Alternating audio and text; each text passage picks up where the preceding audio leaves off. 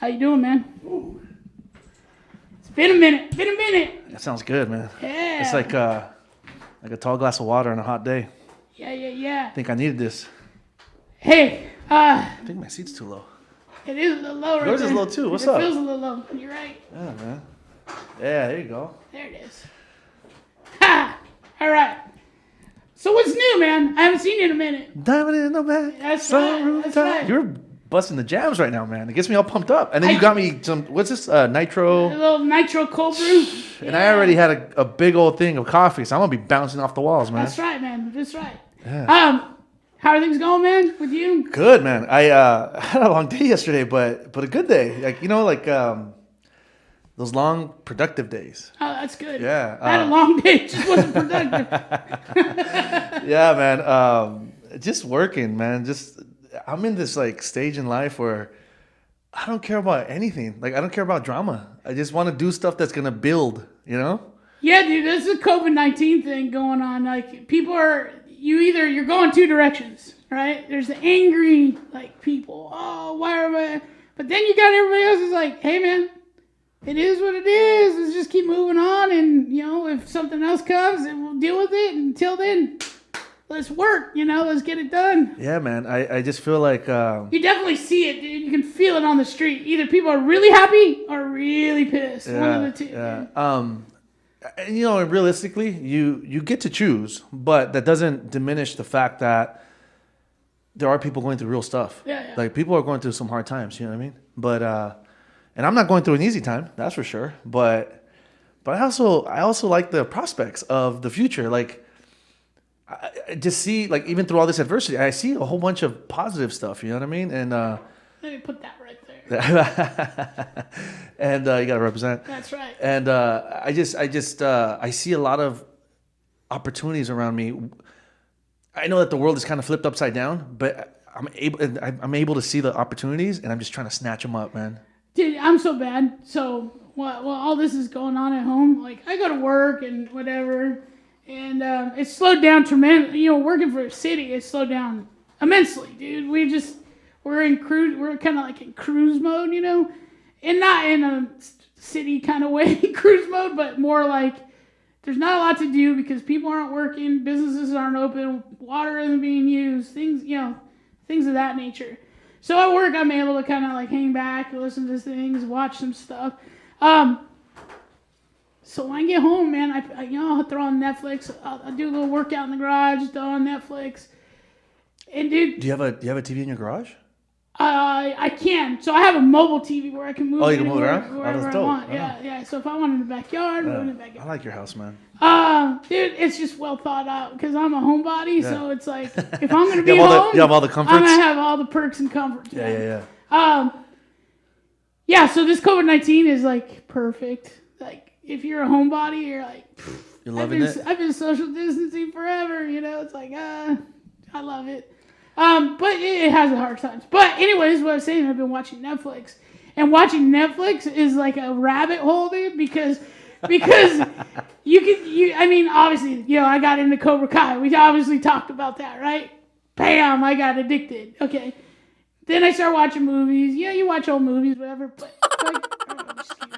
But Netflix is all about like docuseries, documentaries, dude, I fell into the rabbit hole big time. I fell into the aliens and whatever docuseries. Hey, dude, alien stuff is so fun. Oh, it's man, so fun. Listen, it doesn't matter whether you believe or not. It's just fun to watch that stuff because it's just like the human mind can go, man. Like it. Well, the human mind can go, but there's all kinds of facts that just said that. You know what? There probably is aliens out there. Hey, if we rewind about 20 some episodes back, you wouldn't have been saying any of this. Nope, I wouldn't. I was a total like, what are you talking about, dude? Yeah, what are you talking about? This is ridiculous. You're just being so funny. Now I'm a total believer, dude. I'm like... Well, for those of you that don't know, the government just about a month or two ago opened up some a lot of documents. Documents, yep. And with those documents, a statement. And the statement is, the government of the United States, we do currently own and have in our possession vehicles that were not created by human hands. And whatever that means. I don't know what that means. I don't even want to speculate. I totally believe it, dude. After watching all these series years ago, you kind of go. But it could mean just simply this. It could mean simply this. Like there's a base somewhere, because we do have space bases, right? We have, there's a base somewhere. Something was created up there by mechanical robots. It could mean that. Doesn't mean it has to be something yeah, I mean, I guess. I mean, I would have thought that same way down the road, but now it's like, I'm just playing devil's advocate, dude. Some of the stuff that's in these docuseries is like, okay, 20 years ago, me and you sit down and we're going down the rabbit hole. Yeah, right we are going down the rabbit hole. I'm bringing Abel into it with me. 20 years ago, I see a documentary or something. It's usually some lady out in Timbuktu, living in the outskirts. I saw something. Missing some teeth. Yeah, missing some teeth. It is like, I got whatever. But these docuseries now really talk about like the Sphinx, all of these weird things that all align around our Earth. It's great magnetic fields. Oh, dude, you don't even know, man. You don't even know. I'm going to put my tinfoil hat on, man. Seriously, I'm about to with the cone, dude. I learned about the cone, the pyramid. That's so funny. Man, I believe in it, man. I'm that guy now. Yeah. So there's a good one on History Channel, and it's called Underneath Our History. And so the guy's basically a genealogist, but he's a genealogist of things that can't be explained. So he'll go and dig and be like, oh, this is why this is. Did they talk about because you mentioned the Sphinx, did they talk about what's under the paws of the Sphinx? Yeah. Did you see that? Talked about that. Oh, maybe I should check this out and see what they say. Yeah. This guy's pretty unique. And it even says the Ark of the Covenant is probably here in the United States. Like he traced like when it was on the run, like from like people, whatever. And just did they say what the Ark of the Covenant is or no? Yeah. It's holds the Ten Commandments. It holds the stones of the Ten Commandments. And if you do anything to those Ten Commandments, it unleashes this like crazy thing, dude. Oh, Gary went on a good one. I did. What time were you up till? Dude, this has been like over days. Oh my god. Days, dude. You're on a Netflix bender. I like this. It talks about the Book of Mormon and how the Mormons were created, and that it's not just a coincidence that the Mormons end up migrating to Mexico. Not just a coincidence. There's a reason why they went to Mexico. Not just because of like, I can have wives there and whatever. No. There's like energy type reasons. Yeah, dude. I'm everything that I was like anti. I started this podcast and I started looking and trying to find new things to talk about. That's funny. You know what I've been doing recently? I had stopped since we started our podcast. I had stopped listening to podcasts because I didn't want to. Yeah, listen to what theirs isn't saying. Yeah, exactly. It's almost like I've heard people that play like instruments. I'm like the same. They stop listening so that their music doesn't start sounding like everything. Theirs. Yeah. Very common thing too. And just recently, I turned on a couple podcasts back, and just to see where everybody's at. You still have to check in, to see where everybody's at. And I came across Mike Tyson. Like I've been seeing a whole bunch of clips of his and little snippets. Mike Tyson's hot box is pretty good though. Hey, dude, he since he started training again for this fight. For those of you who don't know, Mike Tyson is doing a. What do they call it? It's a promotional fight. It's what is it? An expedition. Exhibition fight. See, expedition. I'm thinking already about digging up underneath the studio. Flying over to Africa, finding stuff. So exhibition fight, and they're raising money. He's doing it just to raise money. But like what I was listening to, he's like, I've woken up something again, and it's the beast that I wanted to keep quiet.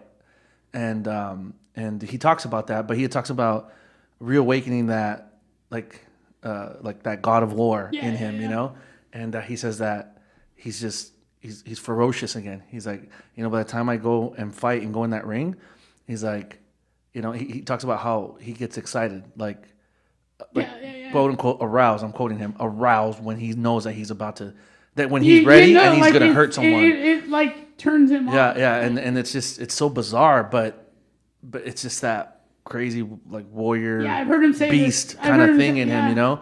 And I was just listening to that. I was just like, dude, this is insane, you know. But what made me think about was like just back in the day, thousands of years back, like the samurai, and you know, like their thoughts about battle and war and all that, and just embracing whatever's coming at them.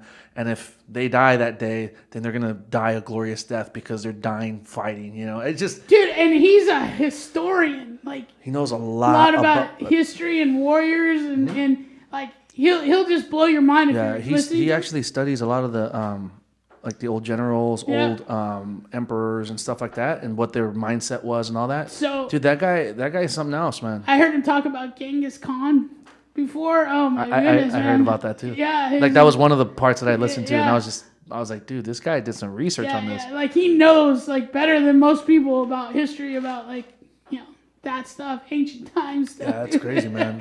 And what's even crazier is that you could tell that he learned something from it because he implements it in his mentality when he's going to go fight or train or while he's training, you know? Well, that's what they asked him. Why Rafael Carrero? You know, he's right here in Huntington Beach. Yep. And they asked him. And he goes, one, because they're both local. Because I guess Tyson lives in Newport. Yeah, Newport Coast. Yeah. Then I'm digging this. Then Rafael Cordero gets approached him and said, hey, you want to throw some mitts? He was just giving a talk here at King's, and Tyson was like, sure, I'll hold some mitts. Yeah. And then, shout out to King's MMA here in Huntington. And then he held some mitts and kind of stoked the fire, like he keeps saying, man. And he said that he felt really comfortable with him because he not only does he know how to hold mitts, but he's like, dude, that guy's like a beautiful man. Like, he's like really, he's really about cool. family, and he knows how to turn it on, but also keep it down. Yeah. Mm-hmm. So I thought that was really interesting and cool to hear that. You know. So you heard all the stuff that so you understand what I'm talking about. Yeah. And I just thought it was really interesting. But listening to the podcast, and then I also listened to a couple others, and a lot of talk about like.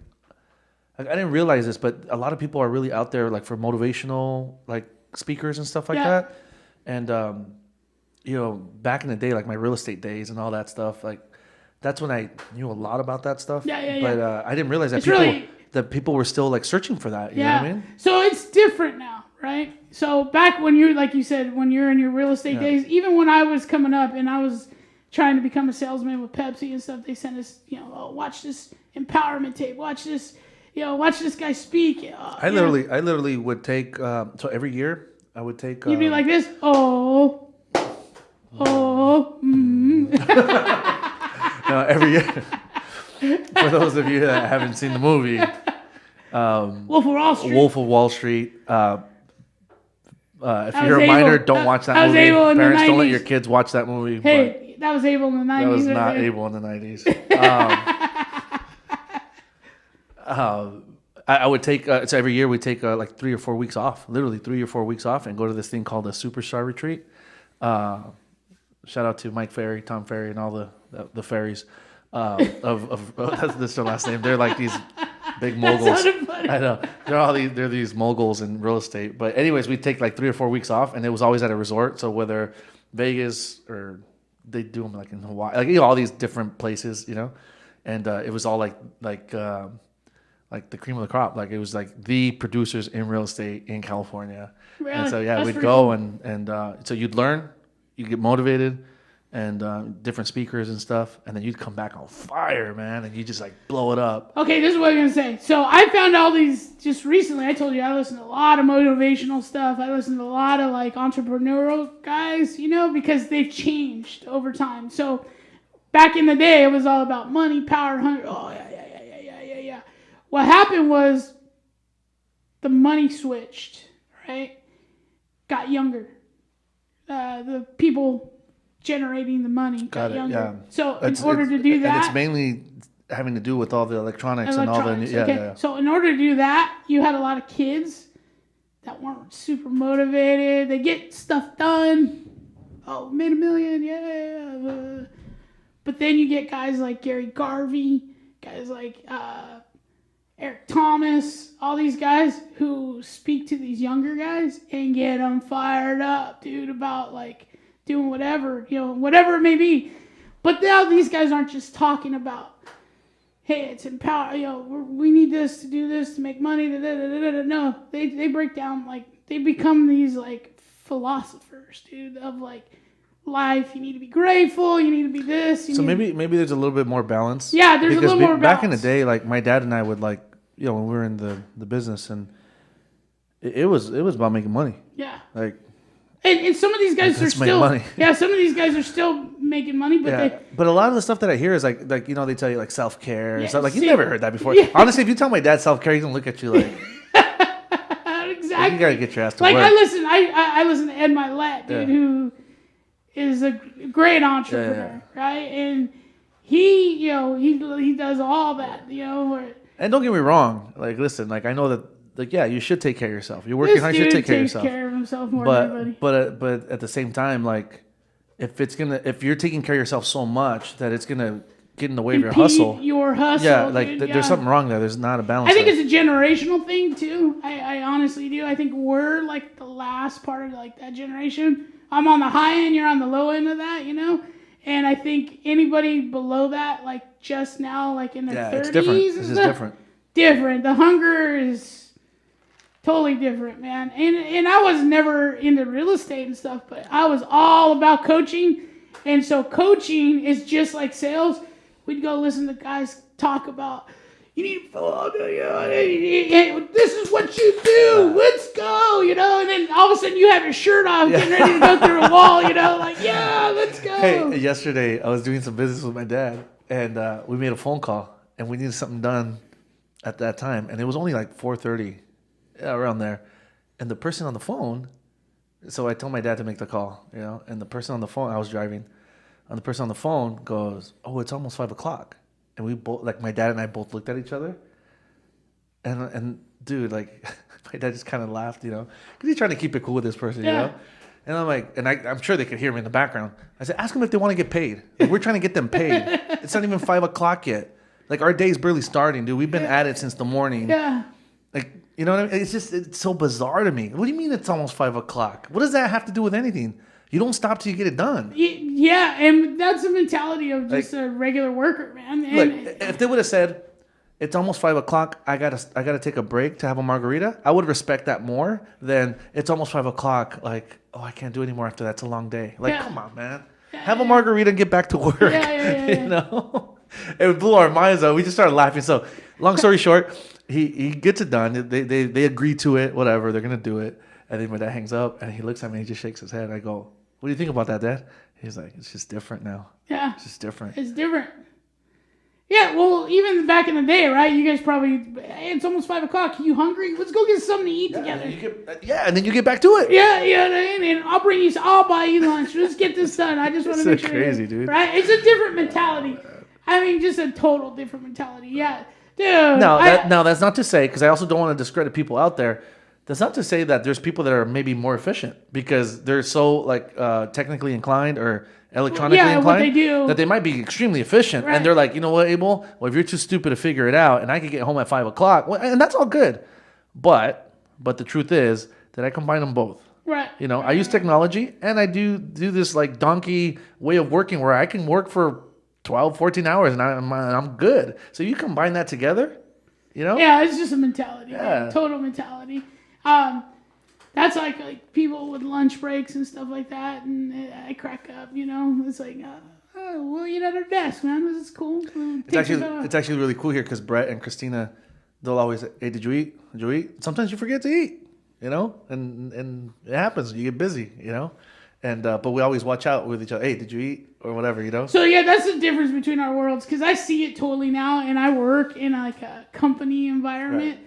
So yeah, dude, everybody's like, I need my 10. I need and the old guys, that's the old guys. Now I'm the old guy, dude. I didn't ever thought of that, I'm the old guy there, and I'm like, just get the fucking work, dude. I need my 10. Honestly, if I take 10 or 15 minutes, it slows me down. Yeah. I'd rather not do it. I'm like, dude, come on, I'd rather either start a little later, or work so hard to where I get an extra 10 here somewhere down up the road. I agree. But just stop going and stopping. I'm not. Yeah, no, man. Yeah, that's the government, dude. That's why I always come so frustrated, dude. I'm always frustrated because I'm not built that way either. But It does change you working with the government. You know what the worst thing is for me? Like if you're somewhere, right, and it's like a service-based business or whatever, and then like while they're working with you, they'll turn around and tell like maybe their partner or something, hey, I'm about to take my 15, or I'm about to take my, and it just drives me nuts, man. Like, what do you mean you're about to take your 15? I'm not even done yet. Like, I'm still here. I still don't need your assistance. I'm right in the middle. That drives me nuts, okay, dude. whatever. Yeah. But No. different mentality. Different mentality. And you know who's really big like that is my wife, dude. She grinds. Even in the, that's why she's moved up so high within the That's government, is because, dude, people get emails from her at 1 a.m. They're like, nuts. what are you doing now? Nobody else is up. And she's like, I got it all done. It's done. Move on to the next thing. You know, and people can't stand that in the government, dude. People, you either love her or hate her because she's doing so much. You know. So I got a long time ago. I got a speeding ticket, right? And I told him, well, I'm not gonna pay for it. I'm gonna do community service. So it was like 2 days of community service or whatever it was. I can't remember. And it was working at this park. Like you just help them clean or whatever. Yeah. This particular group of people, they asked me, hey, do you know how to use a weed whacker or like a edger? And I was like, yeah. I was like, I'd love to do that. You know, I love being out in the under the trees and stuff anyways. And, you know, I was like, yeah, I'll do it. You know, so I go, you know, tell me how to turn it on, all that stuff. So I do. And I just get to work, right? And they gave me like some ear things and all that. So I get to work, I'm working. And you know, you start pretty early. You start like at 7. By like noon. Early. By like noon, like it was like I had a lot done. Like a lot, you know? And then they came by in a truck and they're like, hey, like they're telling me to cut the slow down, man. All right. So I turn it off, right? And I take off my ear what do they call it? Your earmuffs. Earmuffs off. Yeah. Ear protectors. Ear protectors off. And then I go, what's up? Like, what's going on? You know? Apparently they're trying to like get my attention. You know, they couldn't get my attention. And he's like, hey, come here. And so like, all right. So I turn off the machine, whatever. I walk over to the truck, and the guy's like, hey man, like slow down. You know, slow down. I go, no, I'm good. Like I'm having fun doing this. You know what I mean?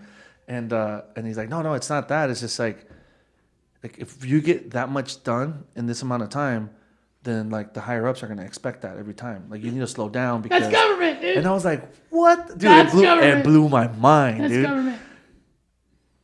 Oh, it literally blew my mind. I'm like, what do you mean? Like you're telling me to sandbag it so that when I'm gone, like I'm gonna pay my ticket, right, doing this work, but when I'm gone, then you're gonna be held to that same like level of amount of work done in that period of time. He's like, no, you got to spread this like, and they told me from this area to this area until the end of the day. Like that's all you do. So time it so that you just get that done. And I was like blown away, dude.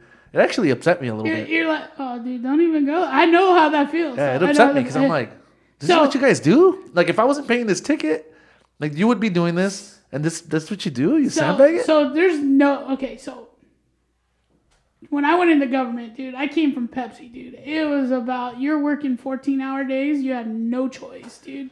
But you guys got paid well, right? Yeah, I mean, we got paid decently. Yeah. I mean, I definitely got paid. Yeah. I mean, I could make, dude, doing maintenance and stuff like that for Pepsi, just maintenance, I could probably make anywhere from 80 to close to 90 grand a year, just on the overtime mixed with my regular pay. But every day was like mandatory 12, mandatory 14. Got it. You know, every day was so it was like, a long hours. Yeah, you're working Saturday. Yeah. Oh, you didn't have a choice, dude. You know, you're working Sunday. You don't have a choice. You're going 7 days. So good money, but a lot of hours. A lot of hours, right? Yeah. So I said, I'm going into the government. I had an in. Boom. But I come from this place where it's like, let's grind. Let's go. I go in and I'm like, dude, there's so many ways to be efficient here. I can make my way up here if I can tell them, hey, I'm going to do this. I'm going to do that. This is what we're going to do. Let's go. You know, I can lead a crew. I can get, you know, I get there and I start doing that. I literally got reprimanded for doing too much. This was at Pepsi or at the city? Oh, at the city. Oh, because you were used to like doing that over there. Used to like, oh man, I want to take it and build it and get recognized for it and go to the city and they're like, you got to cut that out, man. Dude, we got 9 hours. This is what we do in 9 hours. Dude, it's so bad that when I was younger, when I first started, I was a hustler. Isn't that crazy? But now that I'm 48, I recognize it now. I've been institutionalized a little bit to where I'm like, I'll just fucking take our time, dude. And that's bad. You should never feel that way, dude. Yeah, If you're hungry and you know. They grinded you down. Yeah, they did. They grinded me, dude. And then I see young kids now, like, some of them work pretty hard, but the old days, when I first got to the government, when I first got to a public works place, the old guys, they worked hard, but they knew how to grind it out for 9 hours. And I hate to say it, but they knew that, like, hey, man, slow down. A lot of the old guys would work their asses off and get shit done, but they would do it in such a way where, like, hey, don't worry, hold on. 9 hours hits, they come, oh, you guys aren't done with this yet? We're going to give you an extra 4 or 5 hours. Grind it out in an hour, and they'd still make... So it was a way to hustle for more money. It was a hustle, dude. There's a hustle there. Yeah, there's a hustle there for sure. Yeah. Yeah, and I bring it up. I bring it up now because I don't care. Yeah. Like I tell them, like, hey, move me. Move me. What's sad about that is because, that's taxpayers' money. This is my opinion. I'm no expert. No. I feel the same way. Yeah, it's taxpayers' money, and you could get a lot more done if people were just kind of... I mean, I'm not even saying work hard and fast and furious. Just pace yourself, but still try to get as much done as you can. Because ultimately, you're doing a service to society and you're doing a service to your area, wherever you live, wherever you're working. You know what I mean? Dude, and never have I seen so many people in the last 5 years go out because they're stressed. Young kids, dude. They get told, like, something, like, scolded for not doing something. Next thing you know, they're taking a week off, dude, because... They're too stressed out. Dude. And listen, hey, stress is real, and stress is a killer. But there's ways to deal with it. You know what I mean? That maybe... Like working your ass off? Be so tired you're just going to knock out. You're going to be worried about nothing. The fight is always fighting against the work, which makes it stressful because then you're getting pushed back on that instead of just... It's like a vicious cycle. Doing the work and not getting the pushback. Yeah. And Although every now and then you come across, dude, this thing's got me bouncing right now. I'm sweating, dude. Like that. Did you ever see that The Simpsons when it's Bart and what's his name? The little nerd, the dude with the little glasses. Yeah. And they go to the slushy machine, and they take a sip of the slushy machine, and it's so much sugar. Yeah. They both take a sip, and they're like, "That's all I want with this." Bouncing off the walls. What was I saying? I don't remember. I don't know. We had a good one going. Yeah, I know. But no, I was just gonna say that we were talking about stress. Yeah. Yeah, dude, I'm telling you, dude, what is in this thing, dude? What is this? That's a cold brew nitro. Oh, cold brew nitro. Dang, man, this thing is strong. Yeah, they're good though, man. They are good. They're actually the coffee itself is very tasty. So I got myself a red eye. For those of you who don't know what a red eye is black coffee with 2 shots of espresso. Whoa. Yeah. So this is like a red eye. A red eye, dude. This is because in about 2 hours I'm gonna be going. I'll be so out of it. You didn't work today, though. No, I didn't work today. Did you wake up a little bit later? Yeah, always. On Fridays, I always try to wake up a little That's why you're all peppy and you're I am. I'm awake. Yeah. A little angry today. Yeah. So, you had a tough day yesterday.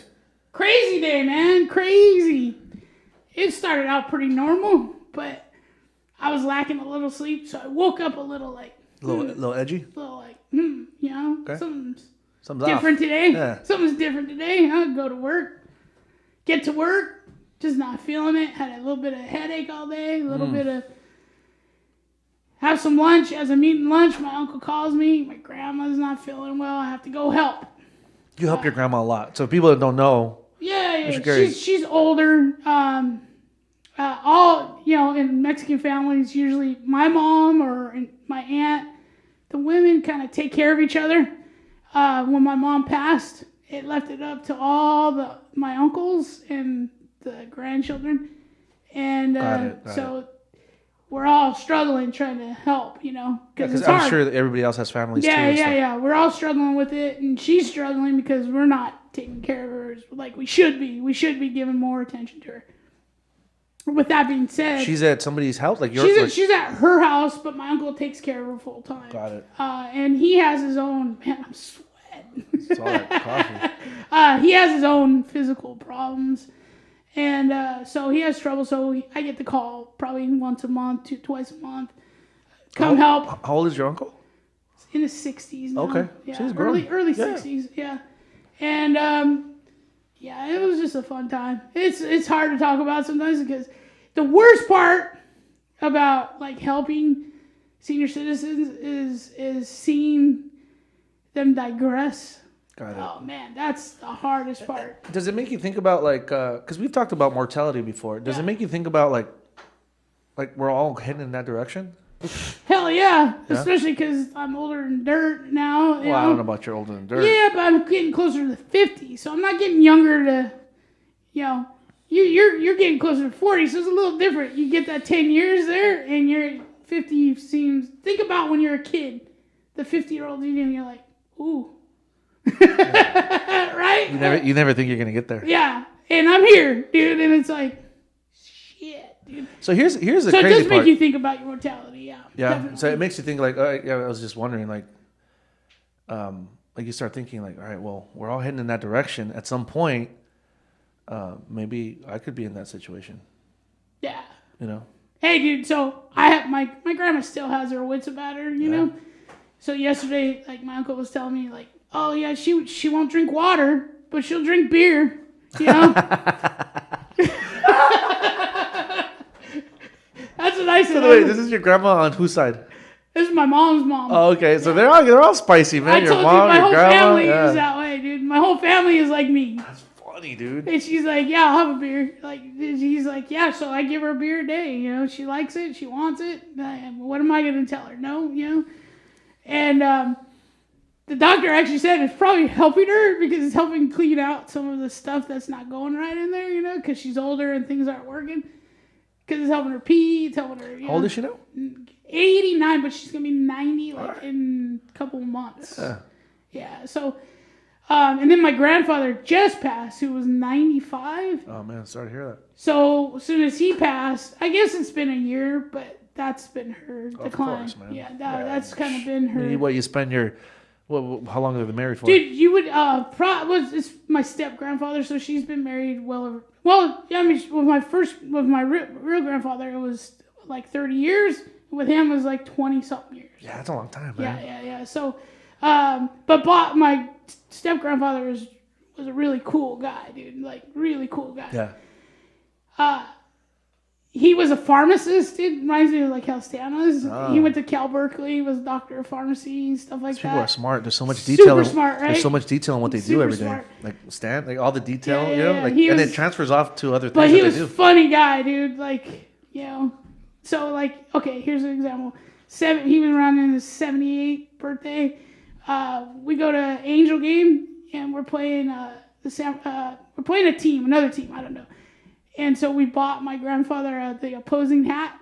Said, here, you got to sit in the section and we were in an Angel section. You got to sit there. Just to start trouble? And here's this old guy, and he never cussed, dude. Never, always intelligent. We get him a beer. Next thing you know, he's like, screw you. Dodgers are better anyways. That's dangerous, dude. Dude, that's the type of family we have, dude. That's. If you haven't been to a Dodger game and you sit in an area where like there's jerseys on and stuff, and you're the other guy, like from the other team, it's dangerous, man. He took me to my first Dodger game. I'm actually an Angel fan, but he took me to a couple games, and that was actually really fun. You know, going with somebody who loves the game and he was the type that would keep his own stats while I would watch the game and stuff, and keep like, oh, this guy got a hit last time. He knew everything, dude. He did fantasy football, fantasy baseball back when it was like in the 90s and everything was on paper. He'd pull out spreadsheets, dude. I'm telling you, man. It's Yeah. That's who got me into all that fantasy stuff. And who got me into gambling. Got my whole family into gambling. Dude, that guy hit. I just told you my family's kind of lucky sometimes. And, dude, we're at breakfast in Las Vegas. And you know you can play Keno? Yeah. Dude, won, I don't know, $1,500 playing Keno. I've never known anybody to win playing Keno at breakfast in Vegas, dude. $1,500. Just sitting there doing it. Watching numbers, dude. This one's going to hit now. Boom. He He's just smart. Yeah, so and then my grandmother, dude, she's Spitfire. Same way, So a couple months back, I had to pick her up from a convalescent home. She was there for a couple weeks. And she's like, Mijo, don't pick me up. Don't pick me up. I have gas. I don't know what, don't pick me up. Oh, like, right? don't, like, yeah, like yeah, help don't her pick up? help me Yeah, up. yeah, Don't help me up. Don't help me up. And she's like, a couple minutes later, I'm going to need you to help me up, right? So I grab her underneath, and I go to put her in a chair, and all of a sudden she goes, and she just starts dying. She goes, I got you.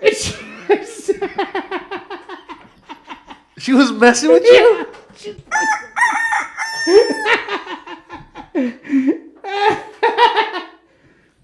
That was fun, dude. Wow. What did you say? I just laughed. What can you say, dude? What can you say? I mean, this is the grandmother that I pretty much, the house that my dad's in, that was my grandparents' house. So I pretty much grew up in that neighborhood with her, and so she's. My grandpa, my dad's dad, he's 96. We keep on saying 96. We don't even have his paperwork. He's older than that.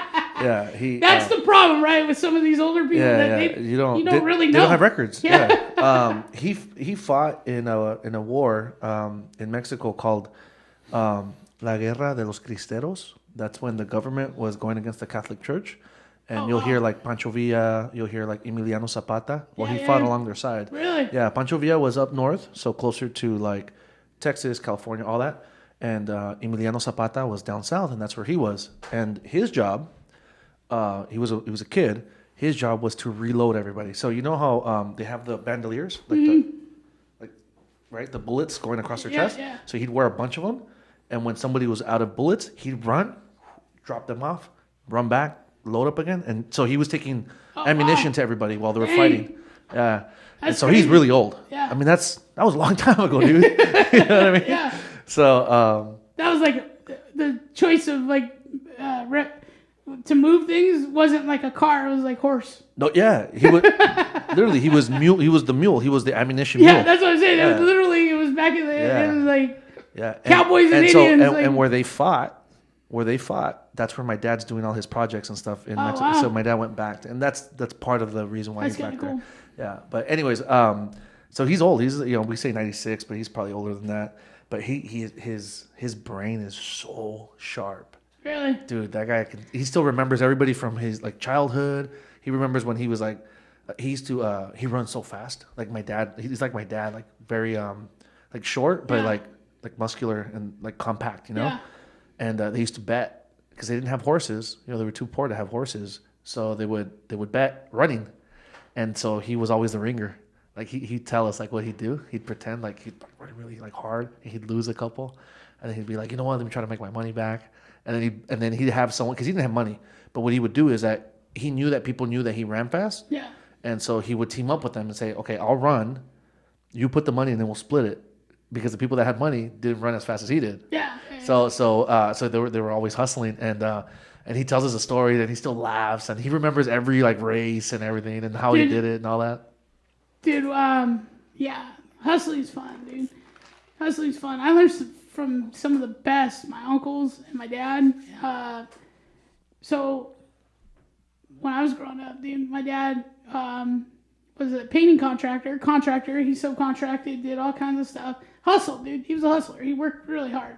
No doubt about it. But there was days that he couldn't work, raining, whatever. Yeah. And he was always supposed to pick me up, take me. I think I told you this story before. Get on his motorcycle, pull up, pick me up, go, let's go. Next thing you know, we're at the bar. I'm set up at the bar, and he's shooting pool, hustling for money, dude. Oh, you're like 6 or 7? Yeah, probably like 7, 8. Yeah. And then you're sitting at the bar while your dad's like shooting pool. And the ladies, the bartenders back then is the humdinger back then. And they would give me free Shirley. I was Shirley Temple galore those days, like. And then I'd watch my dad play pool for hours, dude. And he would run a game, dude. He would go. He'd make some money. Probably like $1,000 in those days. Wow, that's a lot. He'd run the table, and then do whatever. Get these guys drinking. just take their money, dude. He would stop drinking, and he was a drinker, and he'd stop drinking. But he was working. Yeah.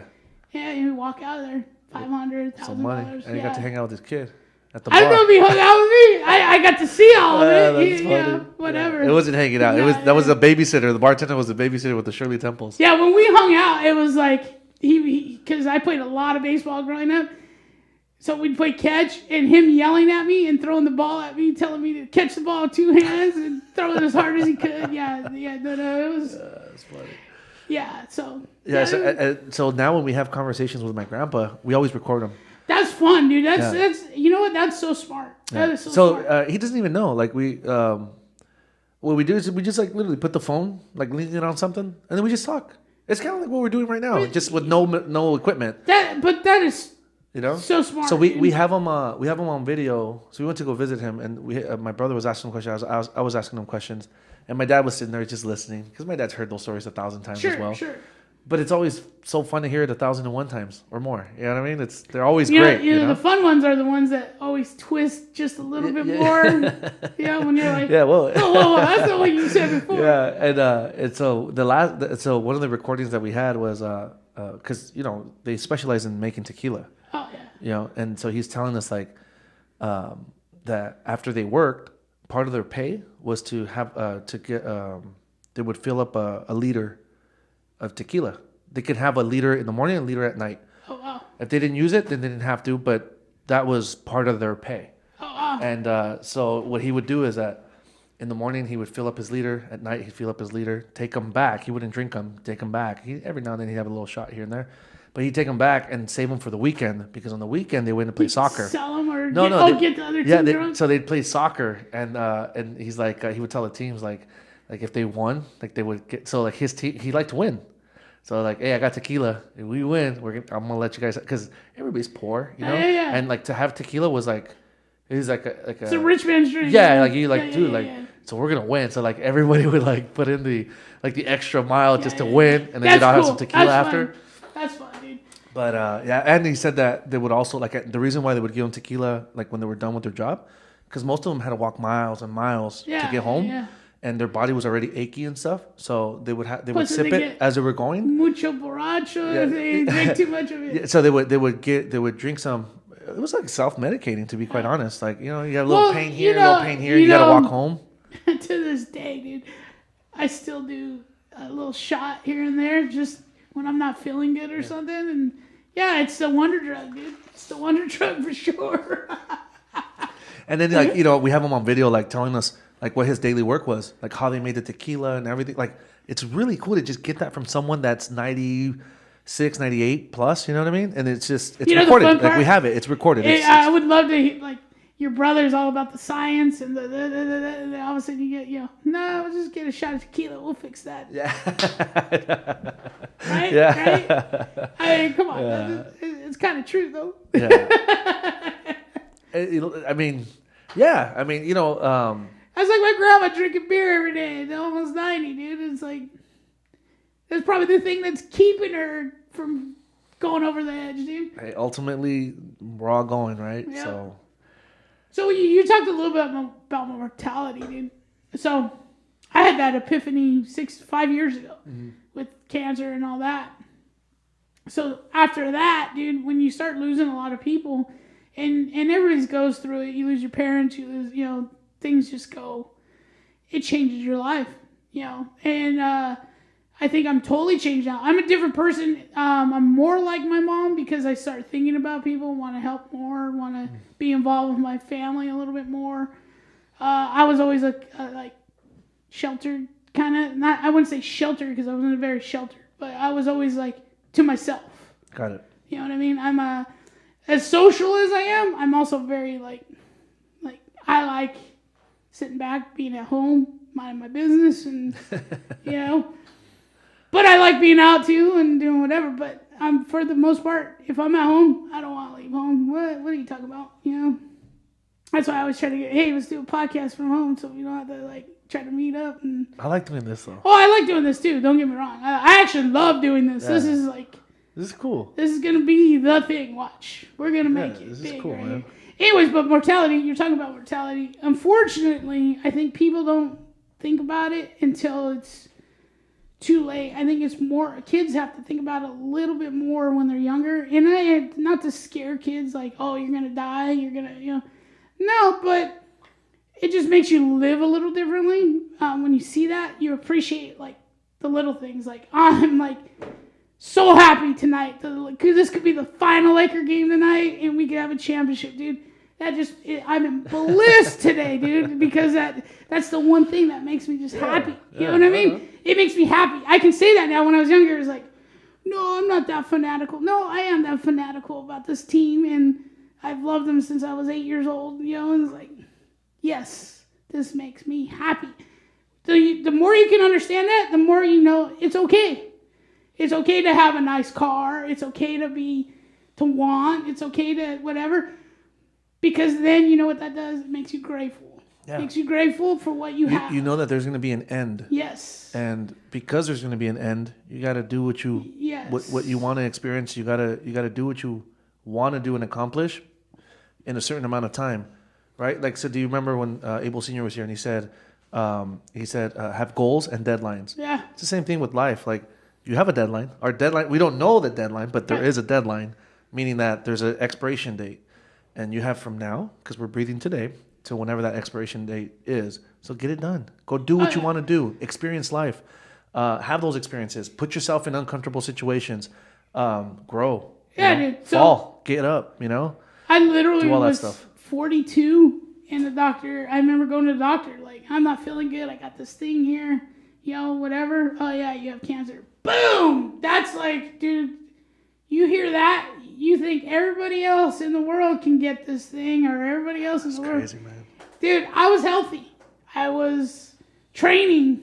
I was probably in the best shape of my life. Probably what saved your life, to be honest, man. Well, yeah, you were training hard. Probably, I was. And it probably helped your body recoup. Yeah, I was in the best shape of my life. I was mentally strong. And it probably did help me recoup. Because I know 2 people that had major surgeries. One of them, Miss Stacy, is one of our instructors recently. And she's healthy because she is so mindful. Dude, she takes care of her body. Yeah. And the doctors were like, dude, like we could even fix a lot more in her spine. She had spinal surgery. And they're like, we could fix a lot more because her body's doing so good right now. And they fixed even more than what she expected. I didn't know that. And she's in better shape now. And when she got out of surgery, I mean, it's a major surgery. And she's just like cranking. Her body's healing and stuff. I saw her on the treadmill. It's just crazy. She came to visit, and I was like, "What are you doing up now?" And I was like, "Oh my god!" But she's so strong because she was so healthy. So her body's just recuperating. Obviously, mental toughness has a lot to do with that as well. Yeah. And I respect her even more for that. But she's one of our instructors, so I wouldn't expect anything less. Well, you know what I noticed that when I stopped training, because there was a time I had to start. I came back too soon. So I had to stop training. There was a year where people would be like, "How come we're not training?" And I remember you couldn't come back either because you were like, what do you call it? Like, well, yeah, I had radiation. Yeah, radiation. I'd be frying everybody over here. I had so much radiation, dude. And dude, I had to so people don't even realize I had to quarantine for 10 days by myself, dude. Feeding myself, dude, and taking cold showers because you had to get out of your system. That's crazy, huh? Dude, so the doctor goes, if we kept track of this, I think you made it record time out of, because I had to be in a hospital room for 4 days in just taking the radiation. And they said after the second day, if you can get down to, depending on how long, you could be up in here as much as 10 days. And then you got to go home and self-quarantine yourself. But you could be here because the radiation, he said, if you get the radiation out of your system, the sooner you get it, you can go home. Okay. And I said, okay, so, what helps? How does that cold showers, not warm showers, cold showers, because your body helps your body cool down, and then you get out and you kind of heat up again and you sweat it out. Cold showers. Okay. I was like, cold showers, write it down. Lots of water, drinking water immensely. I don't know why I keep using it immensely, but whatever. But lots of water. And then coffee, because it makes you pee and poop, right? So you're just trying to push everything Flush everything out, right? Yep. Dude, as soon as he said that, he walked out the door. I let my body, I gave myself 10 hours of rest. Like, then I went on this people don't even know. I went on this freaking crazy regimen in my head. I'm going to drink so many cups of water, so many hours. I'm going to take so many showers after so many hours. And I'm setting I had to buy a throwaway phone and a cheap-ass computer so I could have something to do. Oh, well, it makes sense. Because I couldn't take it home. Yeah. And I had to leave it there for an extra 20 days, and then I could come pick it up after it got cleared. So I was like, I'm going to do this, do that. Okay. Slept good 10 hours. My body felt pretty good. I was in whatever. So what I would do is I would walk because I was in IV too, so I'd walk from the couch to the bed, couch to the bed. Oh, and you had to carry and I just keep moving. So I'd break a sweat. Do that. That was kind of like my workout, dude. And I was in good shape doing that. I wanted to go. I could move, dude. Right. I was like, okay, I did that. I felt a little sweat. Okay. Jumped in the shower. Cold shower. Get back. Take a little break. Eat something. Do it again. This whole time, dude, I tried to get about 20 cups of water in me within 8 hours. 20, right? Boom, peeing. Call up Gabby, be like, hey, because she was allowed to come and leave me something at the door, and then I could open the door and pick it up. Yeah. And I was like, I need a coffee. Boom, she'd come and she'd bring me shots of coffee, espresso. She'd come twice a day. She was like, she'd go before work and after work. Then finally I go, you know what? Just bring me instant coffee. Tell them I need hot water. So they brought in the thing. So I was just drinking coffee. Trying to make it more efficient. Dude, 3 days I was done. 3 days, dude. And it probably kept your mind healthy because you were so busy, counting everything. About things, as opposed to moping around. Yeah. They said, man, you're doing really well. For being in here. People cry and get really depressed. You were on a mission, dude. No, dude, in my head I was like, I'm doing these things and I'm getting the hell out of here, dude. And then I'd open the curtains so the sun would come in so I could watch the street, and I'd be like, oh, yeah, look at that car. 1, 2, 3, 4. I just keep my mind active, I didn't ever That's why, what you're saying right now, that song I told you to put on? That I got from Stan? Yeah. Black Honey? What it says, keep swinging my hands through a swarm of bees to put honey on my table. And he says he'll do it again and again until he gets what he wants. And that's pretty much your mindset on that. All right, I know that I'm going through this, but you're just going to keep that mindset, and then you got out. Also, when I was in ICU, they were saying, I needed to walk so many times a day. So I would come in, and they would come in, and this is back when I had my surgery. They would say, you need to walk so many times a day. So I'd write it down, put it, where I could see it. Oh, I got to get up. Have my phone, and I'd set time. Go. They'd be like, hey, okay, wait for a nurse. All of a sudden, I'd be out the room. You're not waiting for a nurse. Come back, play solitaire, because break it up a little bit. Yeah, break it up a little bit. Bing, oh, it's time. Nurses be like, well, you got to wait for us, And then finally, the one nurse is like, just let him go, man. He's doing fine, whatever. But then I'd get to the bed, and I'd have the oxygen sensory on, and I'd get to a chair, and I would do dips. And I'd sit there and just do dips, getting up, just to try to get my body, keep my body, And they come in because my heart rate would be up so high, and they'd see me they're like, you can't do that, man. You can't do that. Oh man, you were the problem. patient. I was the problem patient. Yeah. But dude, I've never been so focused to get out of the hospital in those times right there, dude. Ever. And it does create something about my mortality is well, shit, I could be gone tomorrow. Might as well get this done. Yeah. I got to go here. Got to do this. I got to see this person. And that's what happens. That's cool. Another part of that is not only reaching your own goals, but the people that you love, around you, watching them reach their goals. That's fun to me. Dude, there's nothing more proud I am of my boys. I saw my son at the age of 13 write a comic book. Yeah, that's... I saw my son, who's now just turned 30, become a teacher, have his first classroom just the other day.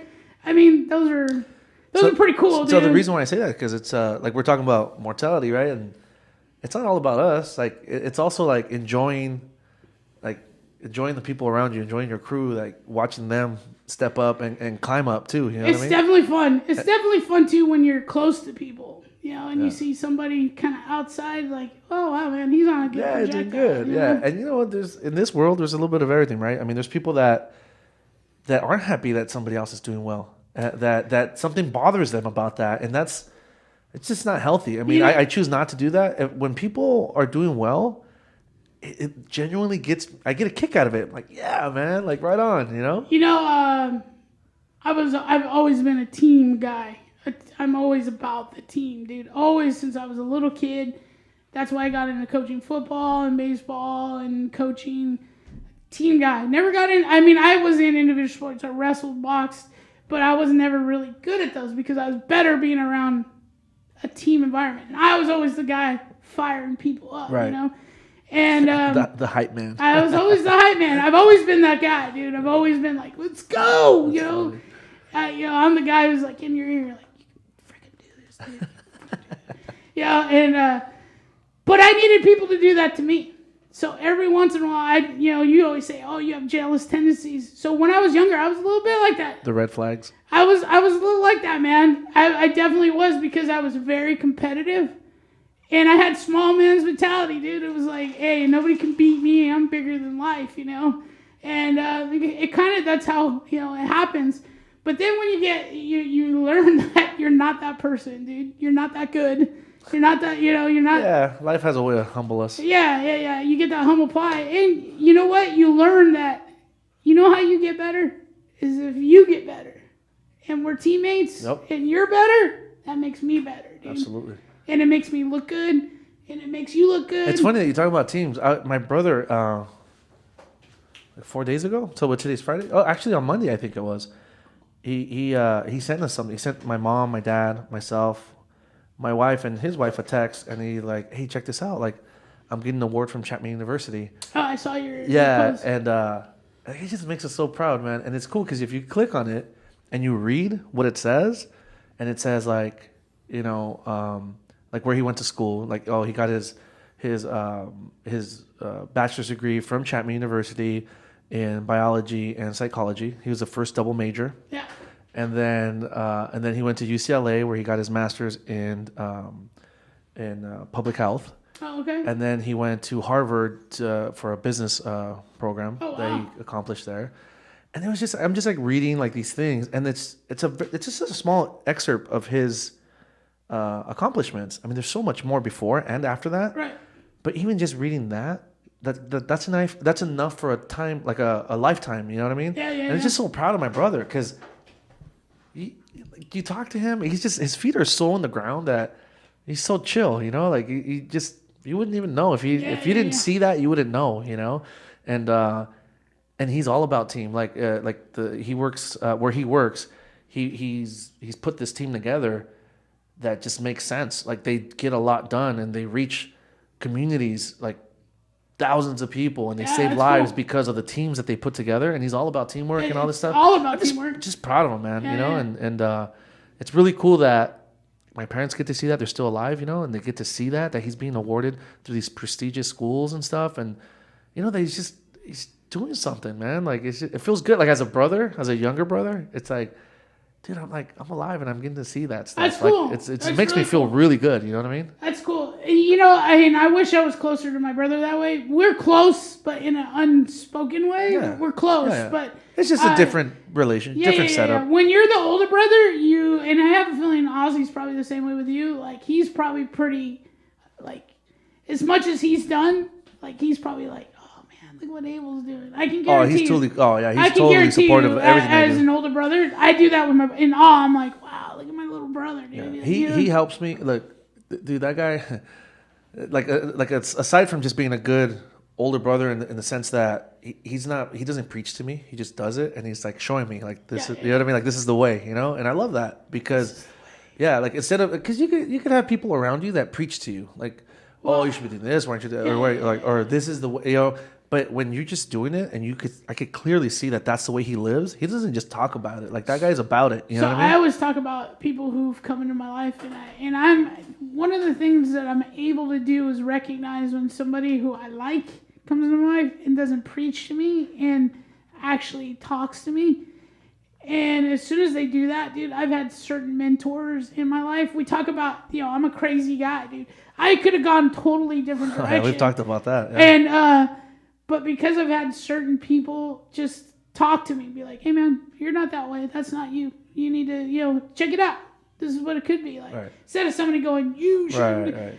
Because as soon as, and you know this, I got a little wall goes up. I got a little rebellion in me, Yeah. dude. So as soon as somebody goes, "You can't do that," I go like this. What did you just say? And I just become this little bull, like, I'm doing whatever the hell I want to do. Yeah. And it's a flaw, and it's a good thing, but when you can recognize that, that's a different thing. The different thing is when you recognize who you are and your abilities.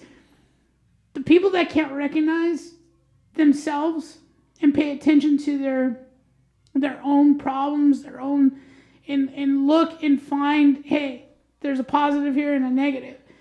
The people that can only absorb that negative and never fix themselves, those are people that always have problems, dude. Always have problems. Yeah, I mean, he's something else, man. Like I said.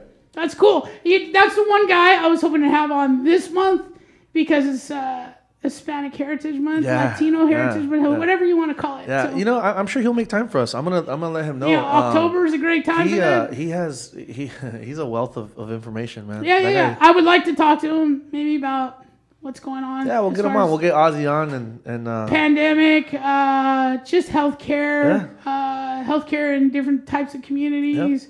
Yep. Because I think the more we throw that out there, because we both work and live in a suburb of good areas, but we both come from areas that need help. Yeah, absolutely. And look, I mean, this is a guy that went to Chapman University, went to UCLA, went to Harvard. He's published. There's so as I said, it's just so much. He was the first Latino that was hired as a CAO for Kaiser Permanente. The first Latino, the youngest CAO for Kaiser Permanente. I mean, that's a big deal, dude. So, and you talk to him, he's just super chill. So this is what goes back to what I'm saying is and I told AJ this the other day. That goes back to maybe some kid comes in and sees Ozzy doing that and goes, "Man, I can relate to that guy." Yeah. You know what I mean? It's really different. Yeah. And even it doesn't matter gender, white, race, yellow, green, brown. If you can relate to somebody, and it could be because of the color of your skin, could be because you're a nerd, could be because of your gender, could be because of whatever. But the most powerful thing is being able to relate to somebody. Yeah. If you can relate to somebody positive, you will be that person. And it's cool because as special as he is, and special in his realm of work, he's a special person. People that work with him know that it's not normal. He's he's different. You know what I mean? So that'd be fun to talk to him. Yeah, so it would be really cool. But then he's also so normal.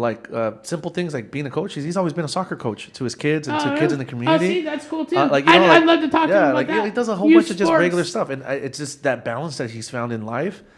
Something he'll always say, people talk about work-life balance. He's like, it's not work-life balance. He's like, it's life balance. Right.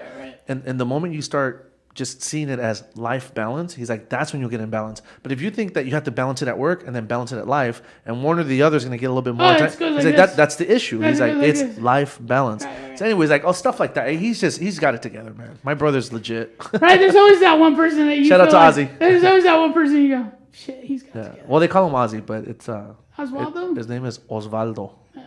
Osvaldo Martinez, yeah. But we call him.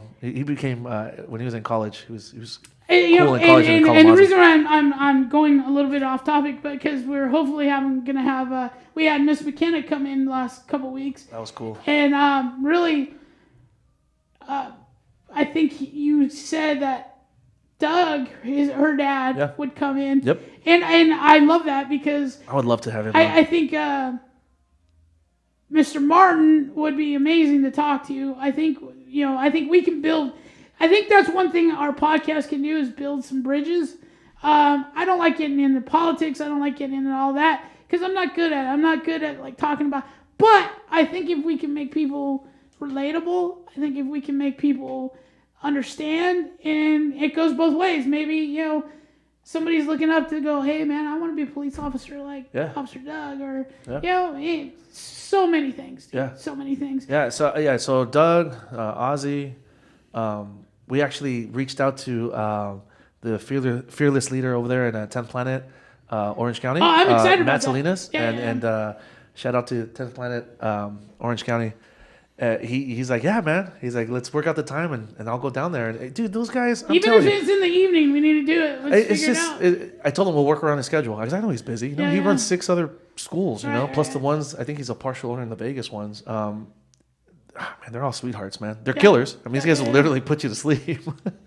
But they're so open minded and they're good human beings, dude. I just can't say enough about them. You know what I mean? Yeah. And so it would be really cool to solidify that, get the time, the schedule and all that ready to go. So I'm working on that and then get them in here, man. That'll be a really good talk. So with that being said, man, we talk about all the time, teams, collaborations. So yeah, that's what we're looking forward to doing, right? Is collaborating with some people, talking to some significant people in our lives. Maybe, like we said, Gloria eventually, his wife, maybe eventually my wife, just to give us a little insight on us and tell their story a little bit. But what I'm excited about is you sent me an email yesterday about our viewers and stuff like that, our viewership. Oh, yeah, shot it over. What's really cool is just seeing us kind of like do steady this, climbing. Steady climbing. I think we have a long way to go, but I think we're in a trajectory, dude. I don't think you can stop us. I quite honestly, if Abel said, hey, I'm not doing it today, I'd be like, hey, give me all this equipment. Hey, to be honest, I mean, it's just, we're learning a lot. And like in the beginning, we were even like, man, we're going to get like someone in here. What if we mess up? And then we did it, right? Yeah. And then after that, we're just like, oh, we could really do this. You know what's funny is... and then AJ totally pumped us up. He's like, hey, you guys did really well. He's like, you guys know how to do this. You know what's funny? Like, I don't. We're just trying to figure it out. You know what's funny is I've wanted to do this for a long time, and I had to find somebody who could match my crazy. And believe it or not, Abel's pretty crazy in his own right. He comes off like this kind of like, I'm a good guy. He's got a little crazy spot there. I haven't found it all out yet because he's good at hiding it, but... No, what it is that I try to redirect it to do positive things. Yeah. Well, he matched my crazy. Because I could easily go another way too. He matched my crazy because he was the first one ever. I've had tons of people. Yeah, you should do one. Yeah. And I tell Abel, yeah, you know what? I always wanted to do a podcast. And Abel's eyes literally went like this. We should do it. We should do it. And I was like, oh shit, this is the only guy that's ever told me that we did. I was like, maybe I have to do it now. I don't know. I was like questioning myself at that point. That's funny. And then I was like, okay, let's do it. So we talked about it a little bit. Next thing you know, I walk in and he's got a microphone. And it was just one, yeah. But no, what was really cool about that is because I'm so used to people saying like, yeah, the build up. And never anybody following through. Yeah. Something that I've said for a long time is... And to take the... Because I'm a person that sometimes loves the build-up. We like the build-up, but doesn't follow through. So I needed that little push. Yeah, I really try to live by... And this is something I've said, even as a younger guy, like being silly. All bite, no bark. Yeah. You know? Like, that's how it should be. You should be all bite, no bark. Yeah. Like, hear that again. Like, you get a lot of people barking. You know, never see them doing anything.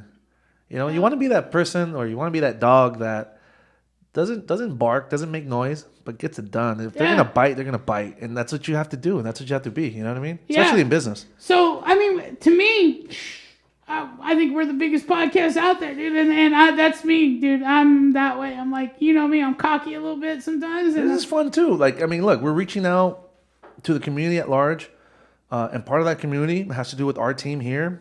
It has to do with our students here. Yeah. They get to see a little bit like who we are, like behind the scenes, and so, they get to know their instructors and all this stuff. And we're still reaching out to everybody. We're still connecting in different ways. Next week, hopefully next week, some of the stuff I ordered will come on, and we will have a special edition Halloween edition. I don't even know what he's talking about right now. Yeah, it's gonna happen, man, dude. this It's is gonna funny. happen. Yeah. Hey, I'm all about. See, he's good at like, let's do it, and I'm good about like, let's do something crazy, dude. And then he'll follow. He'll follow suit. But it'll be fun. So yeah, that's what's coming up in October, a little Halloween edition. Right on. Well, we got together today to just. Dude, I'm talking like we're gonna do a Thanksgiving edition too, where like I'll dress up as the turkey, you could be the pilgrim or the Indian or whatever. We can bring a turkey in and we can eat while we're talking, man. Oh, I'm okay with that too. We both dress up like Indian. You're a Indian and I'm the pilgrim. That's funny. I'll be the Indian man. I look more Indian, but whatever. Yeah, we can do that. Christmas edition. That's fine. I'll dress up as Elf. Hey, the holidays are coming, man. Oh, dude. So we talk about. How do you guys feel about that? Oh, man. We talked about working for the government. One of the biggest bonuses I have is around the holidays. Dude. Oh, really? Yeah, because we get so much time off. In December, I'm gonna get about 2 weeks off. In November, I'm almost close to half the month, just because of how the days fall. And like. So you're looking forward to that? Oh yeah, this is my time of year. This is when I'm happy to work for the government. And it's like, yes, yes. That's funny, man. Then I'll be in here all the time, and we'll probably knock out about 1,000. Here at the studio, we're actually getting busier as we go to the end of as we move towards the end of the year. We're getting busier and busier, which is a good thing. It's just we got to finish strong. We got to finish 2020. A lot of people just think 2020 and they're like, out the window, like it's a lost case, like it's just the worst year ever. And I hear you. I hear you, but we're trying to make it the best we can. So I think about before it ends. I think about this team here, and I think it's about building momentum. We've talked about this all the time. You can't just say, it's a loss, 220, it's over. No. I agree with you 100%. No. We just started this little wave, dude. We got it. Like, who knows if there's a secondary thing that's ever going to happen. But if there is, we've got to be, like, full momentum into that. Yep. So that we can carry it back into that so that we can go back to be another like, recovery. We got to be like a juggernaut. We got to be relentless. We can't slow down, and then it hits again, and we're like, what's going on? No, man? we got to just it's got to be just full bore. And I see like the student body, dude. The classes are just big, man, and they're just I'm sweating in my ear now. Dude. The classes are just big now, and we have all this space outside, inside. We have we're doing things right, and we were like at first we're like, dude, I don't know, man. All this like guidelines and all that. I don't know if we should be doing it this way. We should do like speakeasy style. We've spoken about this. Yeah. I'm just really happy that we did the things the way we did because we've shown like perseverance. We've shown how to do it. And now we're reaping the benefits. You see all these people coming to try out the classes and all this stuff. We're working outside, inside. It's just busy. It's really busy right now. Also, it's that theory, right? Of you did it once, you could do it again. So if we needed to, we could do it again. And keep it like professional. Yeah. But not only that, because I think we did it better than most. And people don't get that because we sustained our people. We sustained our group. Yeah. I'm so thankful for the members here. In fact, for the we family, did it so for the much. Croft family. We did it so much that I know people were stealing our shit. It was like, So. Oh, you mean like other schools? Yeah.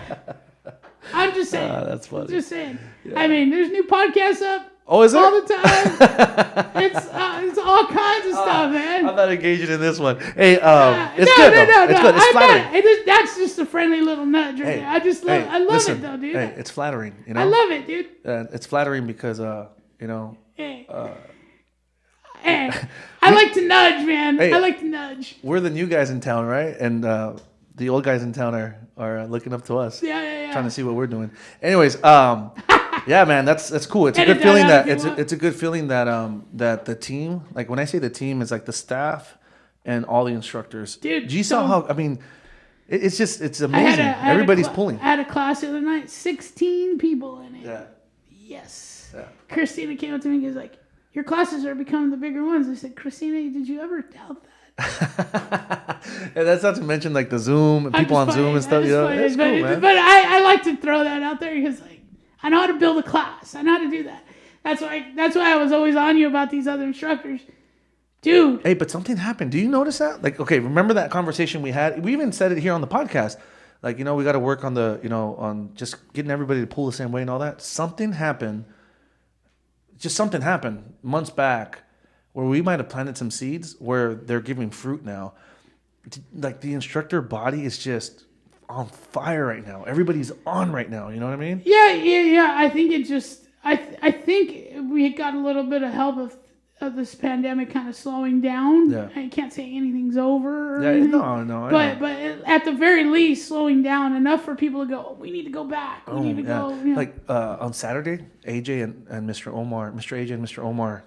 It was fire class. I was in that class. I've been in that class a couple weeks in a row. They're getting bigger and bigger every Saturday. Yeah. And it's like, we talked about this. Like, Saturdays were the day. Like, and they're single-handedly bringing it back during the week.